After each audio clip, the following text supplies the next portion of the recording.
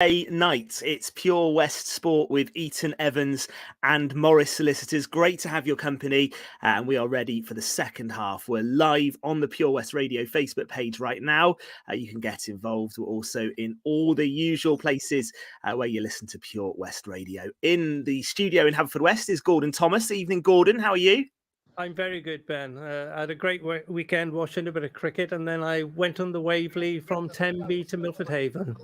Good stuff. That sounds idyllic, Gordon. Excellent stuff. We'll check out the cricket a little bit later. And I know Fraser, who will be joining us, has had some day at Edgbaston today as well. But if you're watching on the video, you'll see the third face who's with us is the Haverfordwest County Chairman, Rob Edwards. He joins us right now from Geneva on the eve of the Europa Conference League draw. Rob, good evening. How are you?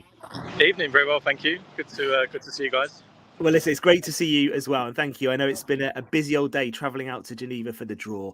How's it all going? How are you feeling ahead of tomorrow? Yeah, good. It feels at one time it feels like it's been forever, but also it feels like yesterday that we beat Newtown. I think we've gone through every scenario possible over the last 4 weeks. So yeah, just keen to get there tomorrow now and get it done and dusted, and we can start planning, obviously, who we're playing, when we're playing, and give us something to really look forward to. So yeah, all been a bit surreal, but obviously flying out here today and engulfing ourselves in what Geneva's got to offer, and then yeah, off for a busy day tomorrow. And just looking forward to it. Just want it done now. We want to know where we're going, and we can start preparing as much as we can. But there must be a sense as well, Rob. This is huge, isn't it? This is the first time Haverfordwest County have been involved in a European draw for almost 20 years. How proud do you feel as chairman, and I know the manager as well, that you're out there representing Haverfordwest County and Pembrokeshire tonight?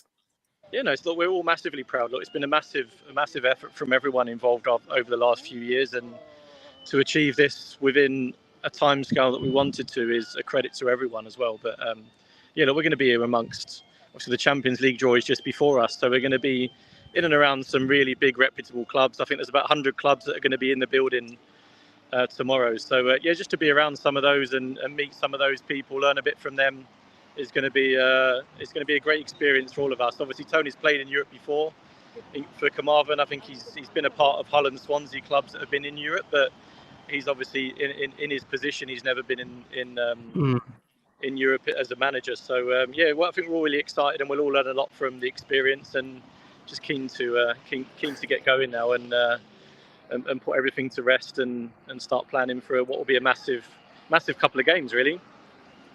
I see today that the club broke with the Welsh Premier fixtures as well, Rob. So we know we got Pontypridd first game on a Friday evening. So it's a bit of a roller coaster straight after getting into Europe. You're in Geneva now, ready for the draw tomorrow, and we've already broke in the middle of here we are, the end of June. We're going to have the fixtures for the Welsh Premier. I mean, you haven't had a lot of time to sort of prepare, but I can see that the club have actually got a lot of new signings. It looks very interesting.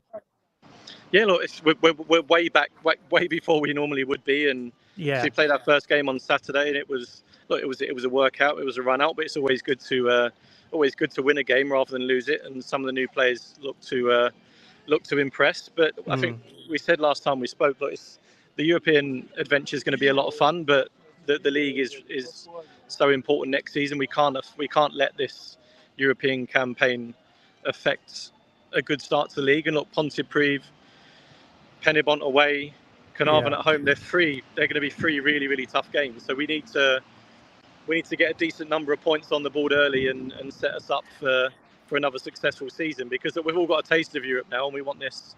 We all want this year in, year out. I suppose the benchmark this season then, Rob, is obviously to try and finish in that top six, preferably the top four, so you don't have any playoffs.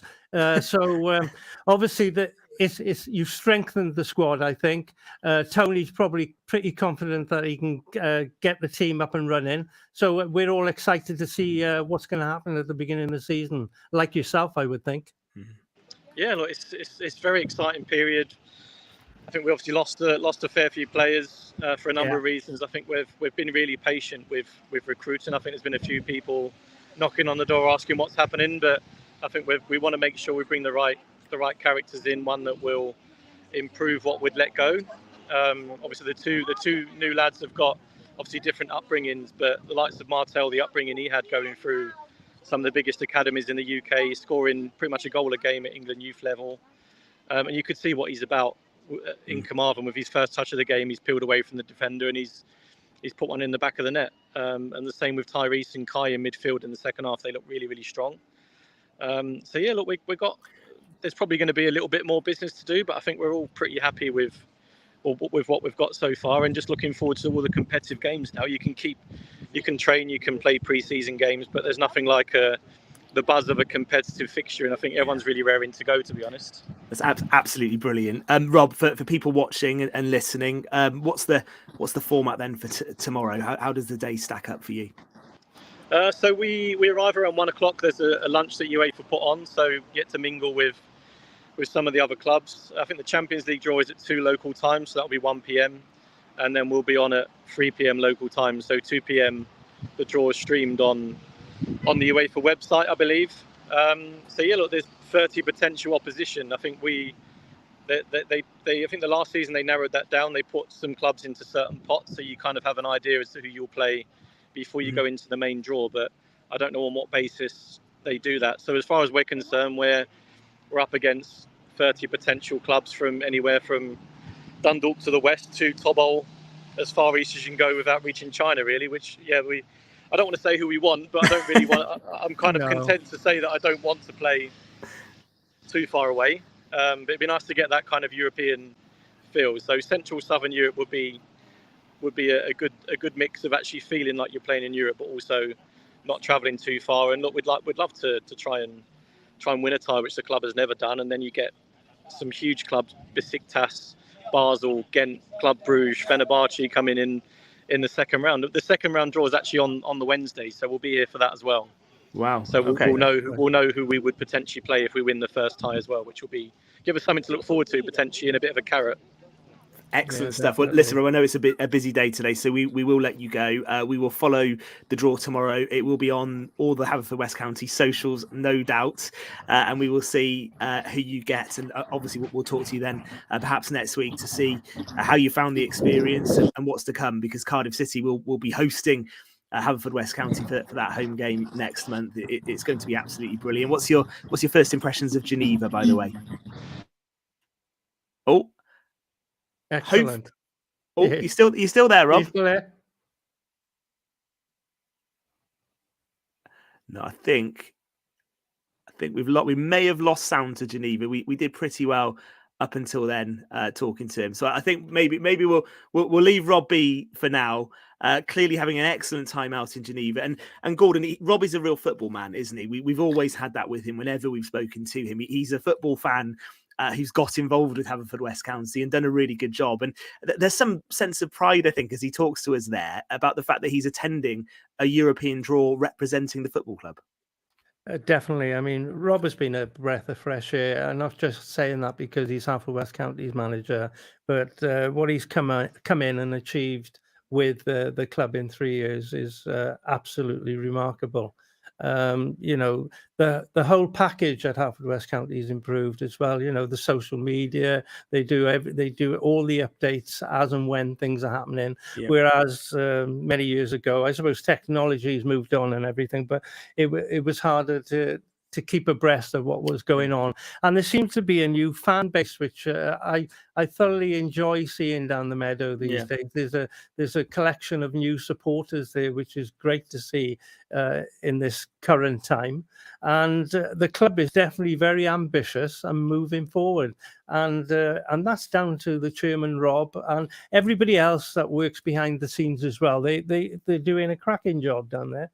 And I'm really looking forward. I hope they do get a favourable European draw and win that first round, and then we'll see who they get the second round. But you can't run before you can walk. So we'll have to wait and see what happens tomorrow. Yeah. Because it was interesting, wasn't it, to hear that Rob said that the draw on Wednesday will be made to actually do the next round as well. So you think if they could get a draw against someone favourable in that first round, there's a potential carrot awaiting, isn't there, with a bigger club coming in the next round. So it's so exciting to be talking in those terms. And when he mentions some of the countries they could go to, you think as well, tomorrow evening there's going to be some potential logistical planning going on, isn't there? Yeah, Because definitely. if they were to pull out a team from Kazakhstan, Oof.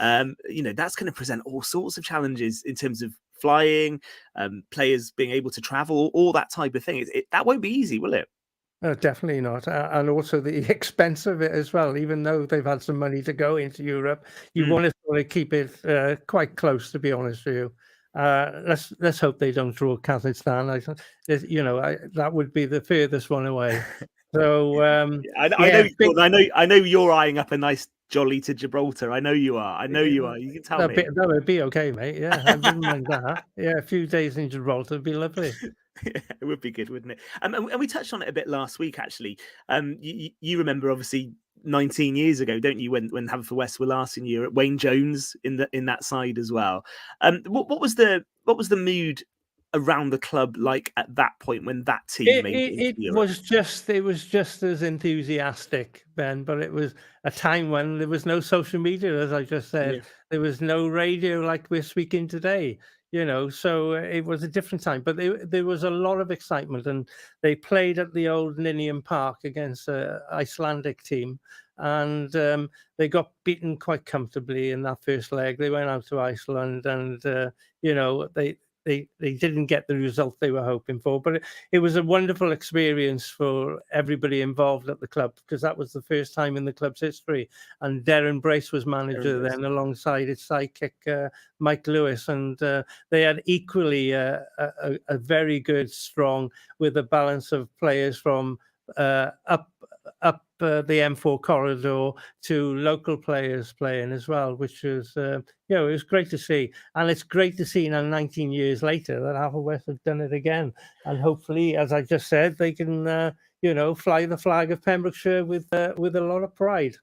And how do the two sides compare, do you think, Gordon? It's hard, isn't it, to compare? It's different eras. They're both Yeah. very good sides. Any sides who qualify to get into the European stage, it has to be a quality side. But as I say, with Rob's effort, he's only done that in 3 years. I think Darren and Mike had probably 2 or 3 years themselves to get to that level. I think they finished third in the Welsh Cymru Premier then, which I believe had 24 teams or 21 teams then, and it's a different format. Whereas now there's 12 teams and there's a split at Christmas. It's a different format as well. So, different times, different eras, but two very good quality teams. Excellent stuff. Well, listen, good luck messages. You can leave them on our Facebook page for Rob and Tony Pennock and everyone connected with Haverfordwest County. They're out in Geneva this evening, anticipating that Europa Conference League draw, which will be tomorrow. And hopefully we'll catch up with Rob, I'm sure, again next week, because we'll have an idea then of who the Bluebirds will be playing, where they'll be going. And as I say, those logistics will start. We will take a moment on Pure West Sport. Great way to start the show tonight. It's an excellent story, that. And I enjoyed the first part of the documentary, by the way. We had Ryan Evans on last week, and I watched the first episode of You Can Have It All. I think the next one will land tomorrow. Tuesday. I will check that. I'm pretty sure it's tomorrow. But the first one was excellent. Draw. Have you seen it yet, Gordon? Did you watch the first one? Actually, I haven't seen the first one yet. Don't tell Ryan that. No, don't. I won't tell. I'll send you the link. He'll be watching this now. Yeah, I've watched it, and it was absolutely brilliant. And Gordon, I will say, you feature as well. Your dulcet tones feature. Oh my God! Yeah. So that sounded excellent. So first episode was very good, and we'll await the second one. But we'll take a moment. We're going to talk about Wales football, of course, and the internationals from Friday. There was disappointment against Armenia, but we'll check out how they're doing against Turkey in just a few moments. We'll also look ahead to some of the events that are coming up, with Long Course Weekend in Tenby very soon. And Fraser's not with us just yet, but will be soon. He's been working at Edgbaston and should be with us before the end of the show tonight to talk about that test match, because it's all set up now, isn't it? For some finish tomorrow, Gord. It's going to be quite exciting. Yeah, definitely. Are we going to talk about that now or later? No, we'll wait. We'll do that before the end. It's going to be a good day tomorrow. It will be a great finish tomorrow, Ben. That's for sure. It certainly will. We'll take a moment. It's coming up to 8:20. It's Monday evening, and it's Pure West Sport. Eaton-Evans and Morris Solicitors